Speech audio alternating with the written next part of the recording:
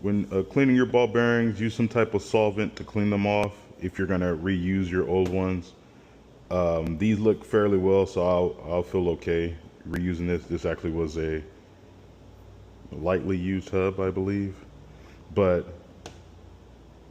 it's good to change them, especially if you've been really riding this bike or these hubs for a very long time. So we're gonna start reassembling these hubs. And what I like to do is get your grease. So make sure you have some nice grease. And then, make sure you get it inside the hub. There's so many different ways of getting it inside. Different style syringes, but toothbrush may work just fine for you. Try to just brush it in there.